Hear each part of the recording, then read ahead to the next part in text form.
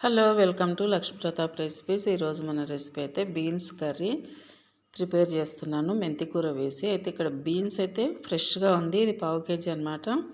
దీన్ని ముందుగానే నారలన్నీ తీసుకొని తర్వాత శుభ్రంగా కడిగిన తర్వాతనే నేను కట్ చేస్తాను.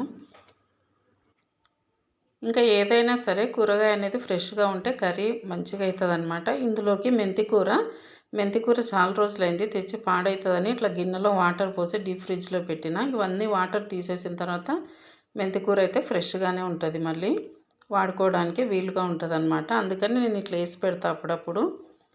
ఇందులోకి ఇంకొకటి మీడియం సైజు టమాటా తీసుకున్నాను. ఆల్రెడీ ఇది నేను రాత్రి చేసిన కర్రీ, ఇప్పుడైతే అప్లోడ్ చేస్తున్నా. ఇంకా దీన్ని అయితే ఇప్పుడు కట్ చేసి పెట్టుకుందాం. ఈ విధంగా కడిగేసిన నారలు తీసి ఇట్లా కట్ చేసి పెట్టుకున్నాను అనమాట. ఇప్పుడు కర్రీ అనేది ఇంకా ప్రిపేర్ చేద్దాము. ఇది సింపుల్ కర్రీయే కానీ టేస్ట్ అయితే చాలా బాగుంటుంది చపాతీకి అయితే. ఇంకా గిన్నె పెట్టి అందులో 1 టేబుల్ స్పూన్ వరకు ఆయిల్ వేసుకుందాం. ఆయిల్ తక్కువనే పడుతుంది బీన్స్ కర్రీకి అయితే. ఇంకా ఇందులోకి ఒక మీడియం సైజు ఉల్లిపాయ కట్ చేసి ఆయిల్లో వేసుకుందాం. వేసిన తర్వాత కొంచెం అటు ఇటు వేగుతూ ఉంటే ఇందులోకి 2 వెల్లుల్లిపాయలు, చిన్న అల్లం ముక్క ఒకటి కచ్చపక్కగా దంపేసుకోవాలి.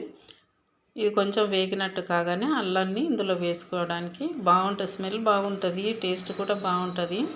నిల్వ ఉండేదానికన్నా అప్పటికప్పుడు ఇలా వేసుకుంటే కనుక. ఇంకా అల్లం వెల్లుల్లి పేస్ట్ అయితే కొంచెం పచ్చివాసన పోయే వరకు కలుపుకొని ఇందులోకి ఒక పావు టీ స్పూన్ వరకు పసుపు వేసుకుందాం. పసుపు వేసుకున్నాక ఒకసారి ఇలా కలిపేసుకొని ఆల్రెడీ బీన్స్ అయితే కట్ చేసి పెట్టుకున్నాం కదా, వాటర్ అనేది లేకుండా చూసి ఆ కట్ చేసి పెట్టుకున్న బీన్స్ను కూడా ఇందులో వేసుకోవాలి. బీన్స్ వేసిన తర్వాత మంటని లో ఫ్లేమ్లో పెట్టి ఒక 2-3 నిమిషాలు దీన్ని బాగా మగ్గనివ్వాలి. అలా అయితే తొందరగా ఉడికిపోతుంది బీన్స్ అనేది. అందులో ఇది లేతగానే ఉంది కాబట్టి ఒక 4-5 మినిట్స్లో కర్రీ అనేది రెడీ అవుతుంది అనమాట. ఇలా బాగా కలిపి పెట్టి మూత పెట్టేసుకుందాం. ఇంక ఇందులోకి తగినంత ఉప్పు వేసుకుంది. నేనైతే ఒక 1/2 టీ స్పూన్ వరకు ఉప్పు, అలాగే ఒక 3/4 టీ స్పూన్ వరకు కారం వేస్తున్నాను. ఈ రెండు కలుపుకున్న తర్వాత ఇప్పుడు టమాటో ముక్కలు కూడా ఇందులో వేసుకుందాం. అంటే ఎందులోకైనా ఒక టమాటో అనేది వేస్తే కొంచెం కర్రీ అనేది పుల్లగా బాగుంటుందని వేసుకుంటాము. ఈ బీన్స్లో టమాటో కొంచెం మగ్గినట్టు అయిన తర్వాత ఇప్పుడు మెంతికూర చూసుకుందాము. మెంతికూర ఎక్కడి వరకు వచ్చిందో. ఇంకా నీళ్ళు అయితే అలాగే ఉండిపోయినాయి, అందులో గడ్డలాగే ఉంది. మొత్తం వంపేసినా కానీ ఇంకా కొంచెం టైం పడుతుంది దానికి. అంతలోపు ఇది కొంచెం మామూలుగా ఒక 25% వరకు కుక్ అయింది అనుకోండి బీన్స్ కర్రీ అయితే. అంటే మామూలుగా మెంతం కూర అయితే తాలింపులోనే కాకుండా పైన ఉడికేటప్పుడు వేసినా కానీ బాగుంటుంది టేస్ట్ అయితే.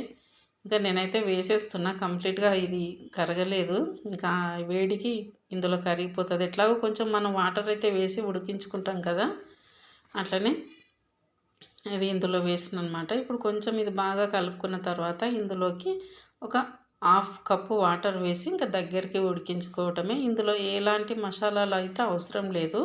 ఇది మామూలుగా మసాలా కర్రీ అయితే కాదు, నార్మల్గా ఇలా చేసుకుంటే చపాతీకి అయితే సూపర్ టేస్టీగా ఉంటుంది.